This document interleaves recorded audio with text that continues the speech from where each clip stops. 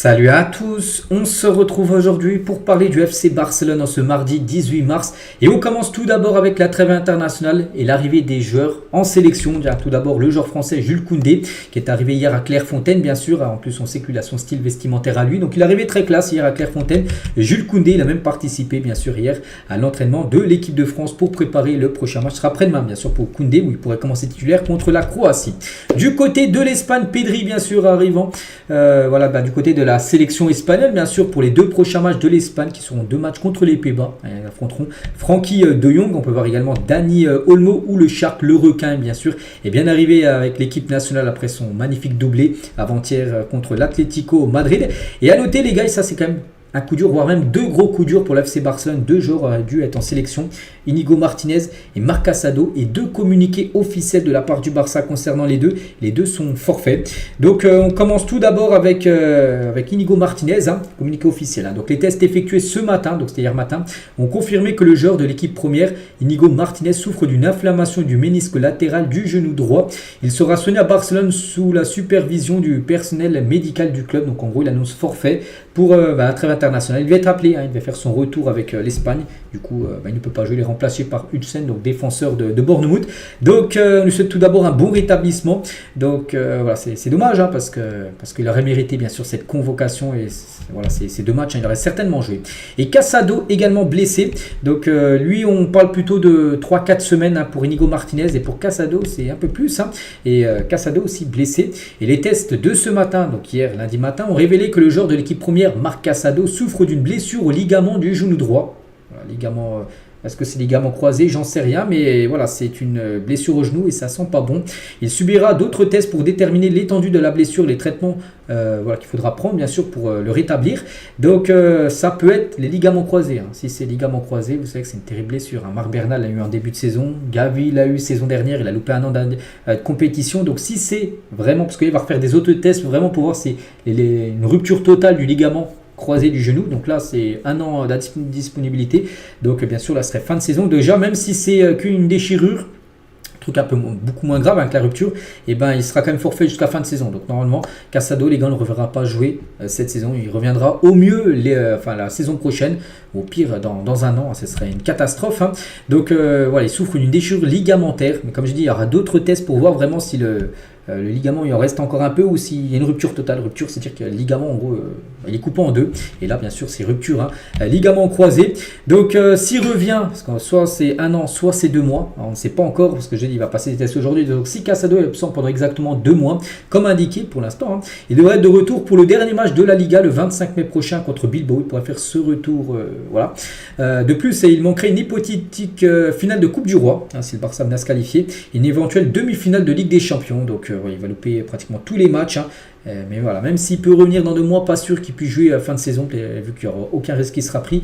Donc on lui souhaite un très bon rétablissement. C'est quand même 2 gros coups durs pour le Barça pour cette fin de saison. Les 2 blessures là, regardez Casado, regardez, ça fait même la une aujourd'hui du Journal Sport, Casado déchiré, désolé, par rapport à cette blessure. Donc grosse force bien sûr aux jeunes espagnols. On revient nous maintenant sur l'équipe et sur le programme. Là, on sait que le programme, là, le Barça, le 18, prochain match dans 12 jours. Mais prochain match, avant les gars, prochain match dans 9 jours. Pourquoi? Parce qu'on sait que le prochain match va être contre Girona, mais du coup, officiel, le match entre le Barça et Osasuna, qui aurait dû jouer à 10 jours, là, souvenez-vous, c'était samedi dernier. Et du coup, il est reprogrammé le 27 mars prochain. Donc là, j'ai le calendrier, le programme que je monte depuis quelques jours. Mais maintenant, on peut rajouter avant le 30, le match du 27. Donc là, on est 18, c'est-à-dire que le Barça joue dans 9 jours déjà. Donc, retour déjà dans 9 jours pour le FC Barcelone. Donc le 27, c'est un jeudi. Le 30, c'est un dimanche. Voilà, donc il n'y aura pas beaucoup de temps de repos. Mais surtout, les gars, c'est un gros problème. Pourquoi? Parce que le 27, il y a encore des joueurs la veille qui vont jouer des matchs de sélection nationale. Donc le Barça va faire appel de cette décision de jouer le match contre Osasuna. Pourquoi? Donc les raisons pour lesquelles le Barça fera appel de la date du 27 est que beaucoup de joueurs en service international retourneront au travail le mardi 25 à Rafinha Rojo, reviendront même plus tard. Parce que regardez en gros ce qui va se passer. Donc là, Girona le 30. Donc là, contre Osasuna, c'est le 27, mais le problème, c'est que la veille, le 26, il y a un Argentine-Brésil. Et au Brésil, il y a Rafinha qui joue. Donc, il ne peut pas jouer le 26. Et jouer le 27, en plus, le match est en Argentine. Faire le long déplacement d'avion en Argentine, revenir jusqu'à Barcelone avec le décalage horaire, la fatigue du match de la veille. Fatigué. Puis le soir même, enchaîner avec un match contre le Osasuna. C'est-à-dire que le Barça jouera sans Rafinha. Et même sans peut-être Araujo, parce que la veille, les gars, le 25, lui, il jouera avec l'Uruguay contre la Bolivie. Donc là, le Barça, c'est pas le Barça, c'est plutôt la Ligue de football espagnole. Ils ont placé cette date au pif, parce que ça arrange personne, ni le Barça, ni bien sûr Osasuna. Donc, voilà, c'est un gros problème. Après, Rafinha peut potentiellement peut-être jouer ce match-là. Pourquoi? Donc, si Rafinha est averti contre la Colombie, parce que là, le Brésil, il joue contre l'Argentine, mais quelques jours avant, il joue contre la Colombie. Et s'il prend un jaune contre la Colombie, il est suspendu le match d'après. Donc en gros, s'il est suspendu, il pourra revenir plutôt à Barcelone et du coup être prêt pour ce match. Mais s'il n'est pas suspendu, il va jouer à fond bien sûr avec le Brésil. S'il ne fait pas de faute, il ne va pas faire exprès d'avoir une faute pour un jaune pour être suspendu le prochain match. Et le Barça devra faire sans Rafinha, son meilleur joueur comme cette saison. Et c'est quand même une honte totale quand même de la Liga de placer ce match là le 27 mars prochain. Et Osasuna eux aussi, parce que pour le Barça ça arrange pas, mais Osasuna eux aussi les gars ça passe pas. Parce qu'il fera également appel de la date du match contre le Barça le 27, parce qu'ils ont un match prévu contre Bilbao est prévu le vendredi 28. C'est fou. Donc, eux, leur premier match devait être le vendredi 28, un match contre Bilbao. Et il a un match du coup le 27, la veille. Ils ne vont pas jouer en 24 heures de match. Donc, en gros, je crois que la Ligue de football espagnol, en gros, ils ont mis le match au pif. Ils ont dit, tiens, là, jeudi, ils n'ont même pas regardé si les équipes jouaient un ou deux jours après. Ils ont mis cette date-là. On pense. Parce que pour l'instant c'est officiel, c'est le 27, mais on pense que peut-être la Ligue espagnole va peut-être changer la date et essayer de chercher une autre date tout simplement. Bon bref, on va parler d'un autre match, c'est le dimanche 30 contre Girona, derby. Et les joueurs de Girona qui manqueront le match contre Barcelone après la pause internationale. Donc Ivan Martin, Brahim Gil, donc les deux sont blessés. Il y en a un qui est suspendu, Van de Beek. Et Auriol Romeu ne jouera pas contre le Barça, c'est le clause de peur, parce qu'il était prêté, ou je ne sais plus s'il est prêté actuellement encore à Girona ou s'il a été vendu définitivement. Bon bref, il joue là-bas, mais il ne pourra pas jouer. Voilà, donc ces 4 joueurs ne pourront pas jouer contre le Barça. N'oubliez pas que Girona, souvenez-vous, la saison dernière, elle fait mal au Barça. Je les ai gagnés les deux fois, match aller, match retour, avec une victoire 4-2. Il faudra bien sûr faire très attention aux voisins de Girona. Et pour revenir sur le match contre Osasuna, et Flick, lui, ça passe pas du tout. Était très furieux lorsqu'il a pris la date du match reporté de Barcelone contre Osasuna. Il ne comprenait pas comment la fédération espagnole pouvait programmer un match en sachant que Barcelone ne comptera pas sur plusieurs joueurs. Les joueurs qu'on a parlé tout à l'heure. On va parler de toute autre chose. On va parler maintenant du mercato. Et les recruteurs de Barcelone étaient présents pour regarder Alexander Isak la semaine dernière contre West Ham. Il y avait un Newcastle West Ham. Et il y avait des recruteurs du Barça dans les tribunes pour suivre ce joueur. Bien sûr qu'on parle de temps en temps que le Barça voudrait passer à l'action et la voir. Donc Laporta est un grand fan de l'attaquant suédois et il veut une signature de marque, un grand nom. Et Isak est un grand nom. Actuellement, c'est un joueur très convoité sur le mercato des numéros 9. Et voilà, même les recruteurs du Barça sont présents à ces matchs pour le suivre. Donc le président de Newcastle ne veut pas vendre à Isak. Il a dit au club de rejeter toute offre pour lui. Bon, c'est ce qui se dit actuellement. Après, on sait que le mercato, tout peut arriver. Mais bon, c'est pas impossible, mais ça sera très compliqué si Isak venait à débarquer du côté du FC Barcelone. Ce serait le remplaçant à long terme de ce joueur-là, Lewandowski, qui risque lui de partir l'année prochaine, 2026. Il devrait quitter le club. Et tiens, Lewandowski qui est arrivé du côté de la sélection polonaise. Donc honnêtement, je n'ai pas bien dormi après le match contre l'Atlético. Nous sommes arrivés à Barcelone à 3h du matin. Ils ont pris l'avion directement à la fin du match, parce que des fois, l'équipe elle dort à l'hôtel, puis elle part le matin. Le lendemain en gros. Donc là ils sont partis directement, ils sont arrivés à 3h. Et quand je suis rentré à la maison, je n'ai pas pu, j'ai pas dormi beaucoup.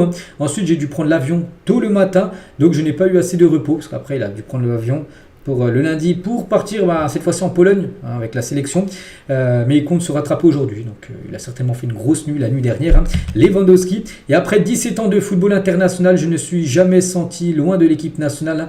Je suis toujours heureux et fier d'être ici. Bon, là, il est toujours très bien et pour l'instant lui dans sa tête c'est hors de question d'arrêter avec la sélection polonaise. Et tiens, Lewandowski fait la une aujourd'hui du journal Mundo Deportivo. Tout à l'heure sport, ça parlait plutôt de Casado, ça parle aussi là, mais Casado tout à l'heure c'était en gros, c'était marqué Casado déchiré. Donc là, Mundo Deportivo, ça parle plutôt des buts, tout ça, avec Lewandowski bien sûr en tête d'affiche. On va parler cette fois-ci de Jules Koundé, et le nouveau contrat de Jules Koundé comprendra une légère augmentation de salaire. On sait que le Barça actuellement dans une période de prolongation de pas mal de joueurs, et Koundé en fait partie. C'est un joueur qui pourrait prolonger très prochainement, et il devrait prolonger et certainement augmenter un peu son salaire. Bon, je sais pas de combien, mais un petit pourcentage en plus pour Jules Koundé, ce serait mérité bien sûr au vu des dernières performances qu'il a pu faire. Et le Barça et Flick sont très satisfaits de Koundé qui veut rester au club. C'est le joueur qui a le plus joué cette saison en inscrivant également 3 buts et 8 passes D. Voilà, pas mal pour le joueur français. Et le Barça va conclure un accord pour renouveler Koundé, donc ce serait jusqu'en 2030. Actuellement, je crois qu'il a un contrat jusqu'en 2027 ou 2028, je ne sais plus exactement, mais il pourrait prolonger jusqu'en 2030. 2030 son contrat au FC Barcelone. On va parler de Pedri les gars. Tiens, Pedri il a sorti cette publication d'Instagram un peu énigmatique. Donc le post énigmatique de Pedri sur Instagram. Donc la prolongation m'a fait réfléchir. Ces dernières semaines, j'ai beaucoup pensé à une idée et je n'exclus même pas un retour sur le marché. Voilà en gros ce qu'il a pu dire. Vous voyez pas qu'il a prolongé il y a 1-2 semaines son contrat du côté du Barça, mais ça l'a beaucoup fait réfléchir en gros cette prolongation du côté du FC Barcelone. C'est vrai qu'on ne sait pas trop ce qu'il veut dire là dans ce post énigmatique. On continue cette fois-ci. Donc hier c'était la Saint-Patrick, donc c'est une fête en Irlande où c'est le vert qui est mis en avant, la couleur verte. Imaginez le FC Barcelone qui joue en vert, c'est très rare. Bon, il y a le maillot un peu extérieur de cette saison qui est en vert bien sûr, mais le maillot domicile en vert, pratiquement jamais vu, donc il ressemblera à ça. Bien sûr, ce sera un maillot très beau, mais bon, il est même encore plus beau avec les couleurs rouge et bleu. Et on finit les gars juste avec l'équipe féminine, parce que cette semaine c'est la Ligue des Champions pour les filles. N'oubliez pas, c'est elles les tenants du titre. Elles ont gagné la LDC saison dernière. Donc voici les 4 quarts de finale. Donc pour le Barça, ce sera demain. Demain, déplacement en Allemagne contre Wolfsburg. Donc tout d'abord, c'est la manche aller. Il y aura match retour la semaine prochaine, mais cette fois-ci à Barcelone, ça sera mardi prochain. Le match retour. On leur souhaite bonne chance. Donc voilà les gars ce qu'il y avait à dire. J'espère que ça vous a plu. On se retrouve demain mercredi pour le prochain numéro. Bonne journée à vous et à demain.